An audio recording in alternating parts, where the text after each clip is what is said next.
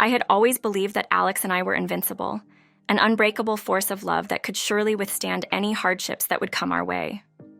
We were the kind of couple that others envied, deeply in love, always inseparable, and seemingly perfect together. We were college sweethearts and started dating while we both were freshmen after meeting at a party. Everything was good, and there was no trouble in our paradise until 3 months ago when the worst happened to me. It was a fateful evening, and it was a celebration of our anniversary. Alex had planned a romantic dinner at our favorite restaurant, or so I thought, and I was eager to spend quality time with the man who held my heart. I remember sitting alone, waiting for Alex for more than an hour. A note of unease began to twist in my stomach. He would always be there before me, but that minute turned into an eternity. And when he finally walked through the door, the tension in the air was suffocating. He seemed different. He avoided my gaze, his warm and affectionate demeanor replaced by an unfamiliar distance. Over the course of dinner, he was weirdly quiet and seemed lost in thoughts. It was quiet for a moment until he said the words that made my heart ache. He told me that he couldn't do it anymore. By it, he meant our relationship. I remember feeling as if my heart plunged into an abyss of despair as I struggled to make sense of his words. Desperation welled up within me as I searched his eyes, hoping to find a glimmer of reassurance, a sign that this was all just a cruel joke or a terrible mistake. But what stared back at me was a profound sense of betrayal. I had no idea why he decided to break up or what he meant at all, why suddenly he was ending our perfect relationship of years. I remember how the accusations he hurled at me hit like a tidal wave, crashing over me with a force I couldn't comprehend. He accused me of infidelity, showing me a bunch of texts which I couldn't even see properly. I was too shocked to react. My protests fell on deaf ears, drowned out by his words that our relationship was over. And that was the day my years of relationship ended in a snap. I got sick, and for days I couldn't move or even get out of my house. I couldn't fathom how the love that had once felt unbreakable had crumbled so swiftly, leaving me all heartbroken and betrayed. My life was affected in the worst possible way.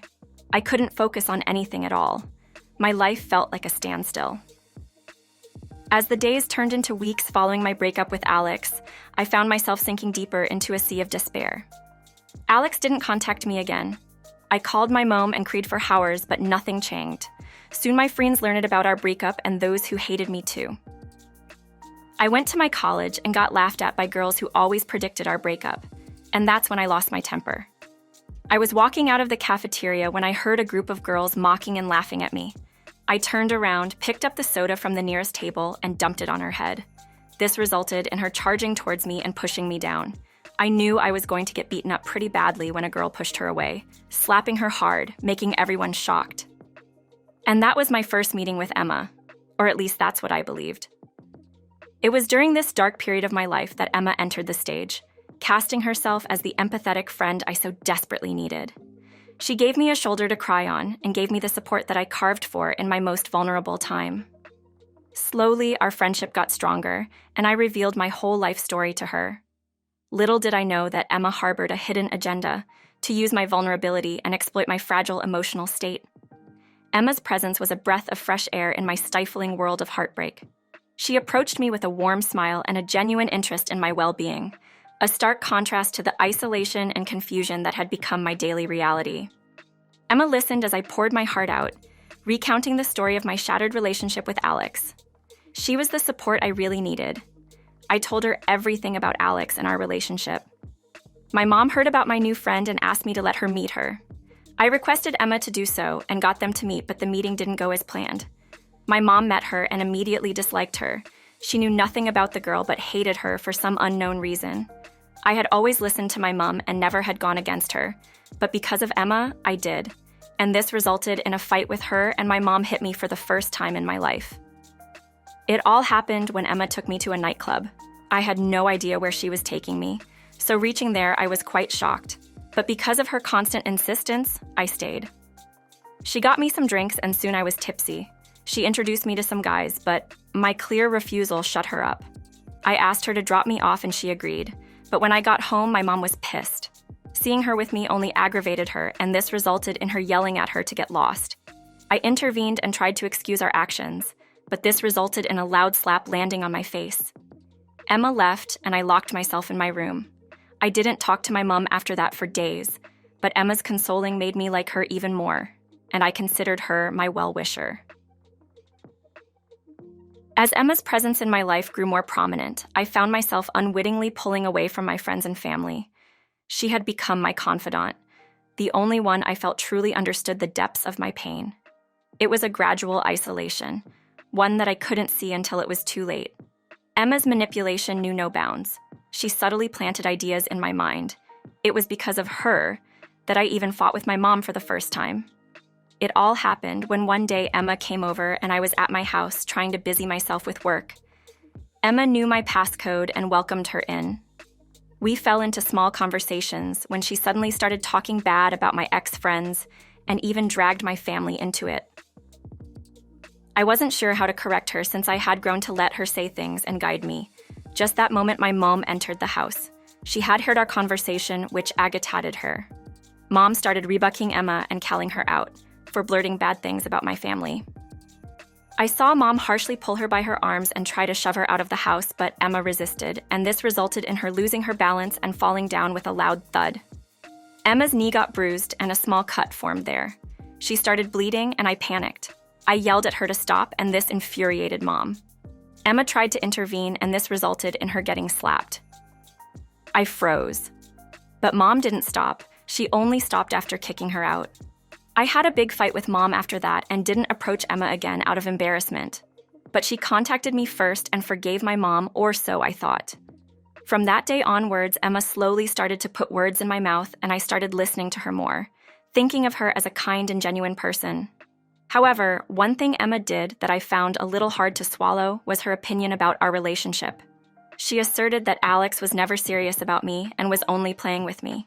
She continued to tell me that, and slowly I started doubting myself and my relationship with Alex too. But one day something happened that made me rethink everything.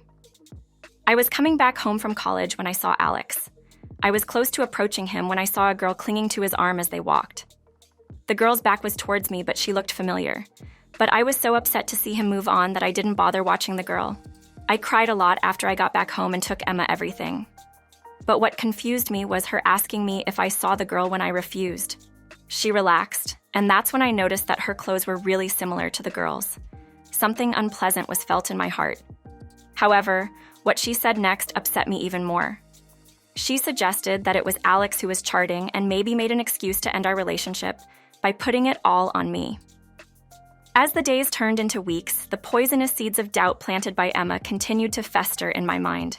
The constant suspicion gnawed at my heart, and I couldn't ignore the feeling that something was terribly amiss.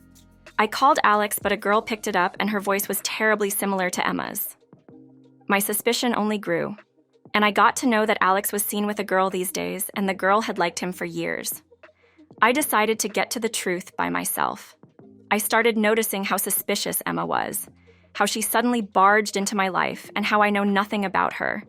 For the first time, I decided to keep things to myself instead of telling everything to Emma. As days passed, I noticed Emma's strange behavior.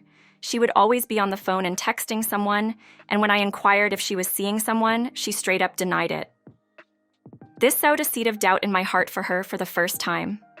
I knew for sure Emma was involved with someone, and it could be him, but her constant denial and hiding it from me gave rise to an ugly feeling in the pit of my stomach.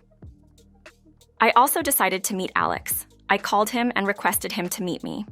At first, I could tell he was hesitant, but in the end, he agreed. I had no idea if I was ready to face him, but I knew I had to. So in the end, I mustered up the courage and went to meet him. Alex and I sat in a coffee shop as we waited for our orders. I decided to get to the point instead of wasting time. I questioned him about the accusations, and that's when Alex revealed a bitter truth. He mentioned how he could not believe that I cheated on him, and even after our breakup, he couldn't accept it. So he started looking into things thoroughly, and he started thinking about everything logically. He discovered inconsistencies in the accusations he had hurled at me. The evidence he had believed proved my infidelity now seemed flimsy and unreliable. Doubts had begun to cloud his judgment, and he couldn't ignore the nagging feeling that he had made a terrible mistake. I was shocked to hear that. I immediately questioned him about the evidence, and what he said just made me speechless. He started talking about how he met a girl named Emma who claimed to have known me from school years, and she provided him the evidence of my infidelity, and that was a bunch of texts and a man confessing to being in a relationship with me. And that's how the dam broke. I cried as I refused to believe that the person I considered my well-wisher was actually the one who backstabbed me. I slowly revealed my friendship with Emma, but the most shocking discovery was that the made-up evidence she provided was all done even before she became my friend. It was crystal clear that she targeted me from the beginning. Alex was stupefied to hear all that, but before rekindling our relationship or anything, we decided to unveil the truth and then see what we were going to do about each other. And for that, we needed to come up with a plan.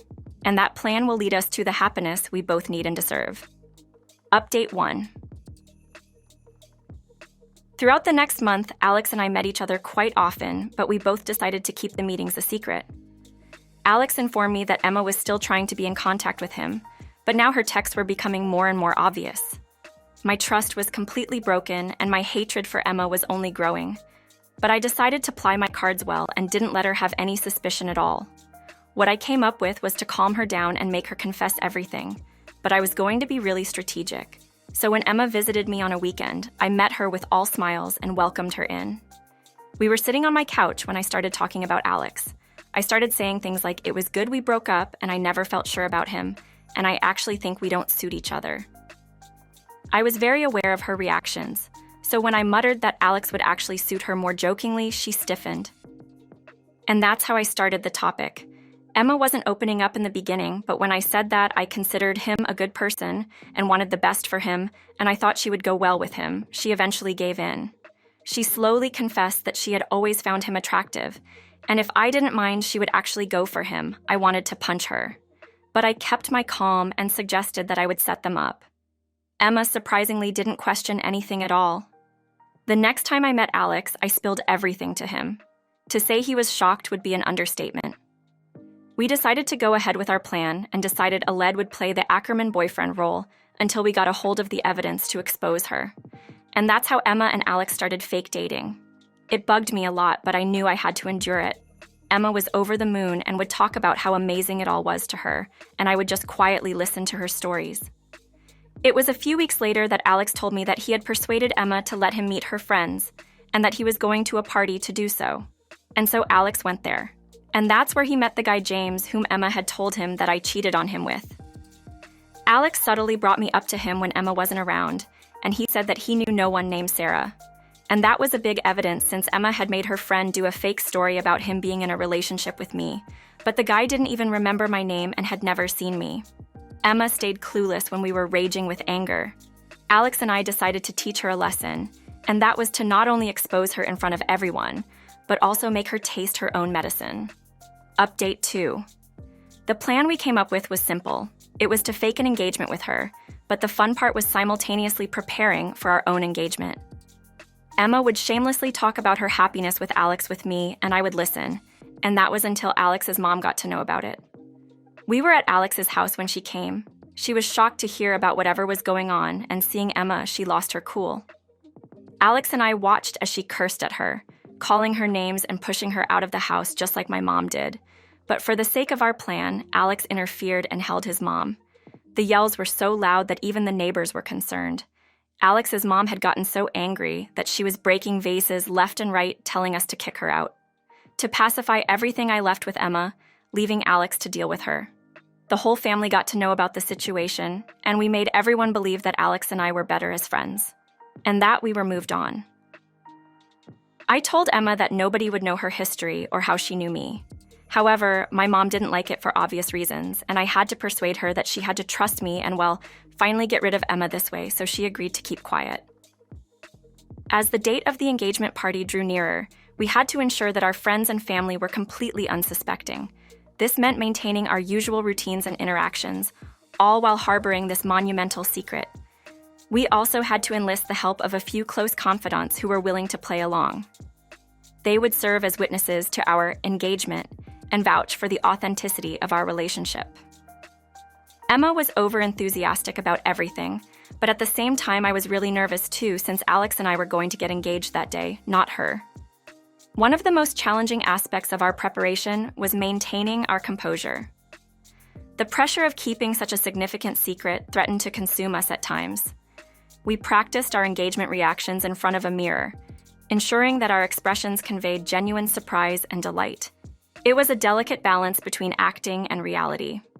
Finally, the day of the engagement arrived, and the garden was transformed into a magical haven of love and celebration. As we greeted our unsuspecting guests, Alex and I clung to our roles with unwavering commitment. The speeches flowed seamlessly.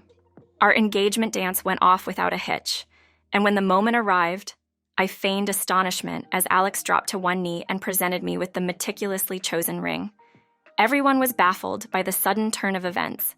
I started talking about how I met her and how she approached me, then exposed how Emma had harbored a secret infatuation with my boyfriend for quite some time.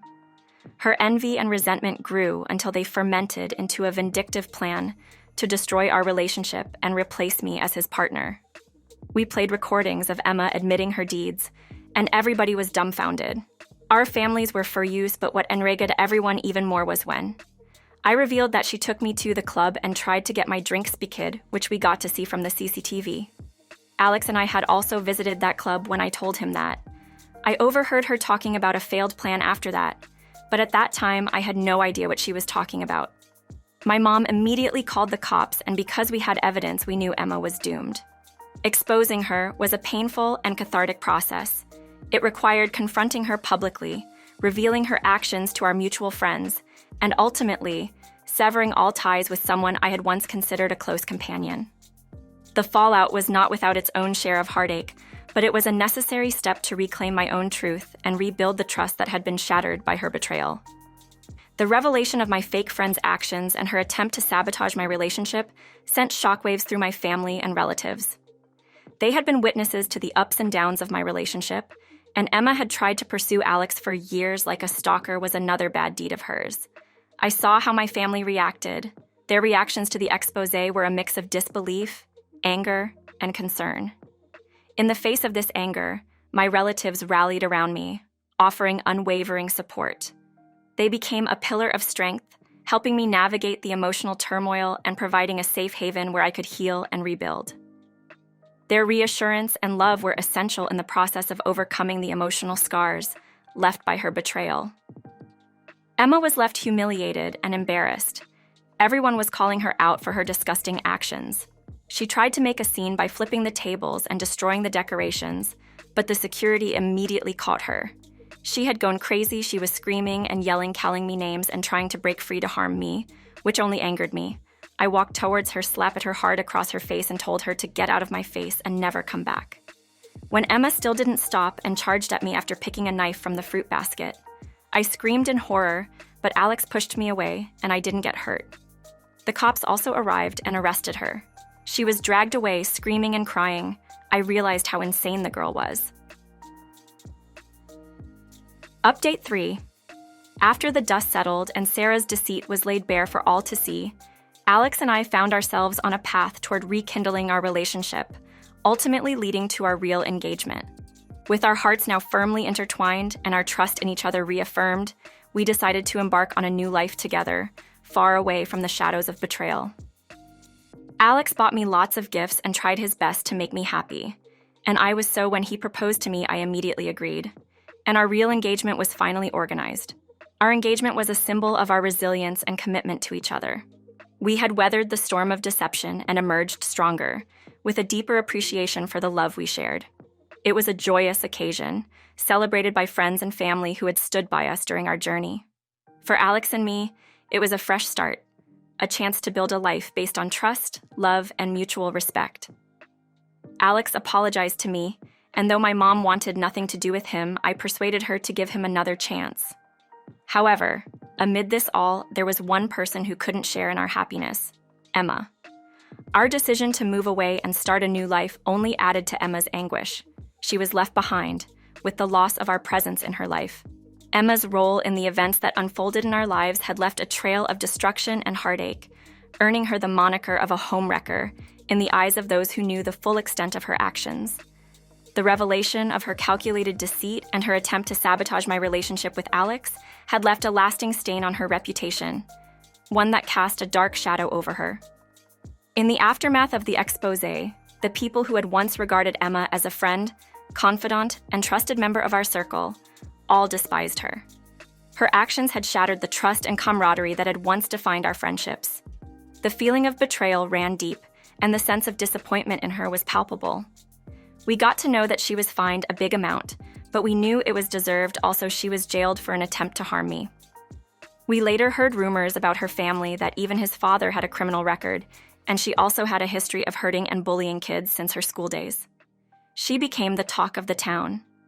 The once friendly gatherings and shared moments became tinged with bitterness in Emma's presence. People whispered about her behind closed doors, expressing their disdain for her audacity and her willingness to sacrifice our happiness for her own gain. In the end, Emma's reputation as a home wrecker was a reflection of the impact her actions had on the lives of those she had betrayed. Her attempt to undermine a relationship and take advantage of the chaos she had sown had left a legacy of resentment and mistrust. While some may believe in second chances and redemption, for those who had witnessed the havoc she wrought, Emma remained a cautionary tale of the consequences of jealousy and betrayal. For Alex and me, the move was a chance to build a future free from the shadows of betrayal and deceit. We settled into a new environment, eager to embrace the opportunities that awaited us.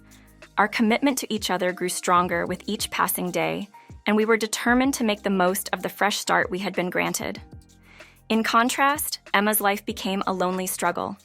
Nobody wanted to be around her. We blocked her and didn't let her contact us again and took this whole situation as a life lesson.